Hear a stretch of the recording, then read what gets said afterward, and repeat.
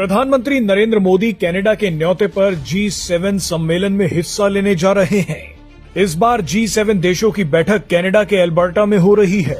भारत वैसे तो G7 group का सदस्य नहीं है, लेकिन भारत के बढ़ते आर्थिक प्रभाव और रणनीतिक महत्व के कारण 2019 से ही भारत को विशेष अतिथि के रूप में G7 सम्मेलनों में आमंत्रित किया जा रहा है।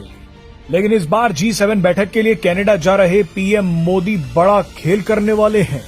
दरअसल कनाडा के खालिस्तानी तो पहले से ही पीएम मोदी की यात्रा को लेकर पगलाए घूम रहे हैं, मगर इस बार पीएम मोदी कनाडा पहुंचने से पहले अपने विमान के जरिए भी एक बड़ा रणनीतिक और कूटनीतिक दांव खेलने जा रहे हैं। मीडिया रिपोर्ट्स के मुताबिक कनाडा जाते वक्त पीएम मोदी का विमान तेल रिफ्यूलिंग के लिए एक छोटे से देश साइप्रस में रुकेगा। पीएम मोदी का विमान रिफ्यूलिंग के लिए कहीं और भी रुक सकता था, लेकिन इस बार बड़ी रणनीति के तहत साइप्रस को चुना गया है।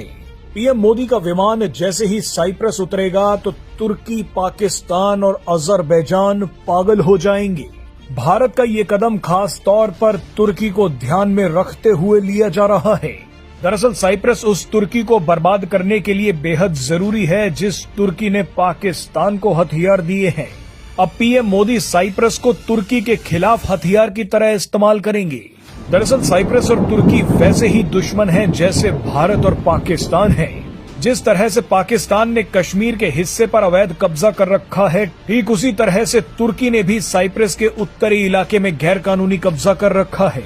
तुर्की जिस तरह से पाकिस्तान का साथ देते हुए भारत पर दबाव बनाने के लिए कश्मीर का मुद्दा उठाता है, अब उससे भी 10 कदम आगे बढ़ते हुए भारत साइप्रस को हर तरह की मदद दे सकता है ताकि साइप्रस तुर्की के कब्जे से अपने इलाके को छुड़वा ले।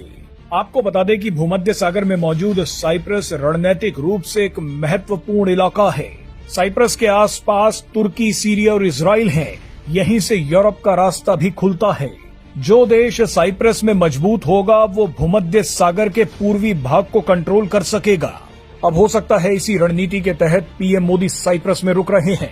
साइप्रस में भारत की मजबूती का मतलब है कि अब भारत तुर्की की गर्दन के पास आकर बैठ जाएगा।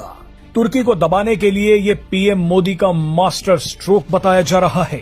आपको जानकारी के लिए बता दें कि साइप्रस में मुख्य रूप से ग्रीस और तुर्की समुदाय के लोग रहते हैं।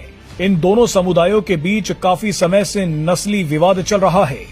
ये विवाद 1974 में तब शुरू हुआ जब तुर्की ने साइप्रस के उत्तरी हिस्से पर हमला करके वहां अवैध कब्जा कर लिया, मगर अब भारत खुलकर साइप्रस के